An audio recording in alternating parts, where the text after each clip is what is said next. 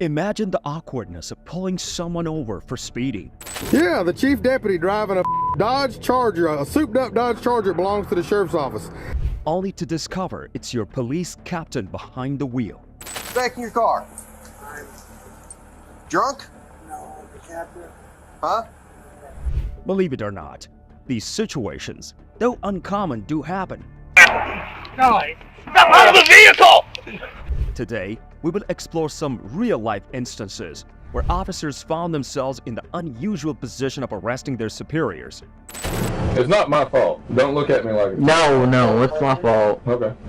That is very, very patient. I mean, like I said, Our first story takes us back to the New Mexico in 2020, where a dramatic incident unfolded involving Sheriff James Lujan of Rio Arriba County. On May 21, 2020, officers arrived at a residence with a search warrant for a suspect. Oh, what are you doing? Stay out here. They were looking for an evidence in a case, but the situation took an unexpected turn when they found Sheriff Lujan himself at the scene. I'm asking you to unlock the phone for the search warrant. You can read it if you want.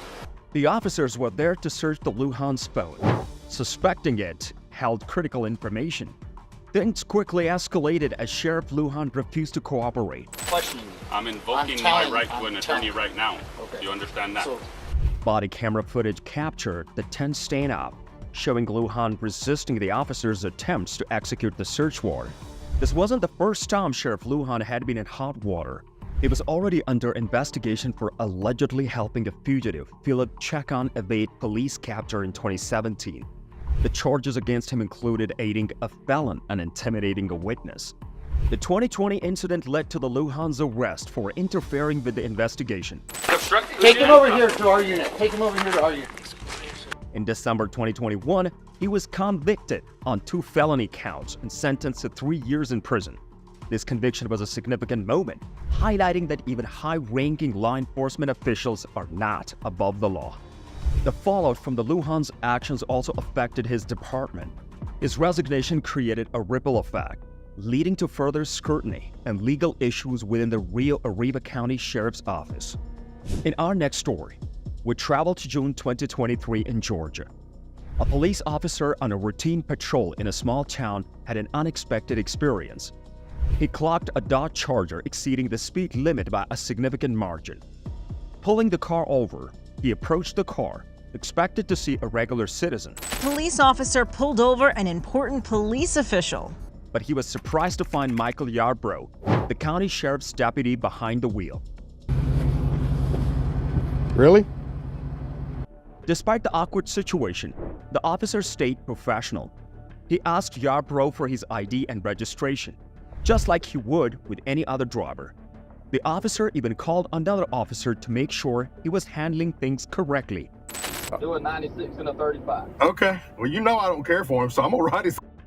In the end, Yarbrough got a speeding ticket, showing that even law enforcement officials have to follow the rules. Our journey takes us next to the Arkansas in 2019, where a car accident involving then Chief of Police Charles White of the Dierks Police Department raised serious concerns. So you're a deputy? I'm the chief deputy. You're the chief. Okay. Responding to the scene, state troopers found White's police car in a ditch. So when they approached White, they noticed signs of intoxication. Despite his position as chief, White was subjected to sobriety tests, which he reportedly failed. All right, do me a favor.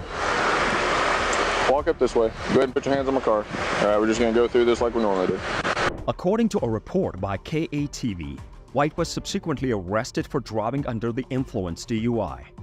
White's arrest shocked the local community and highlighted that no one is above the law regardless of their position. This incident highlighted the importance of holding law enforcement officials accountable for their actions, both on and off duty. Sometimes, even high-ranking police officials make poor choices. Stay in your vehicle. Back in your car. This story takes us to Oklahoma City in 2023. During a routine patrol, a police sergeant noticed a vehicle swerving and failing to use turn signals. When he pulled the car over, he was surprised to find Captain Matt French behind the wheel. The sergeant's body camera footage captured the entire encounter. It quickly became clear that French was showing signs of intoxication. Go ahead and step out of the vehicle. How much did you drink at your poker game? Not much. Not much? How much is not much?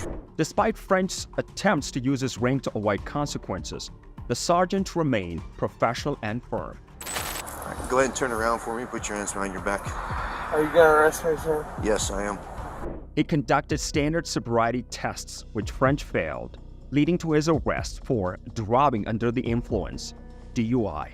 French was suspended from his position and faced the regular penalties associated with a DUI conviction. This case demonstrates that law enforcement officers have a responsibility to serve as role models and are held accountable for their actions. Our next story takes place on a spooky Halloween night in Ohio. In St. Bernard is now the subject of an internal investigation tonight. Officer Michael finds himself on the other side of the law, getting arrested at gunpoint. The incident unfolded at a Halloween party on October 29. The trouble started when Michael's wife called 911 because he seemed drunk, didn't want to leave the party, and might have had a weapon. When the officers arrived, they found Michael near his car, but they didn't know he was one of them. They told him to put his hands up, but he was too drunk to understand properly. He even kept one hand in his pocket, which made them worry he might have a weapon there. Things got funny when they realized Michael was wearing a Halloween mask with white and black face paint, but the officers stayed serious and made sure everything was safe. They finally cuffed him, and then he told them he was a cop too. I've been a cop for 35 years. Well, then you gotta listen. I know. The story makes us wonder, why someone who knows about the police rules wouldn't listen to orders?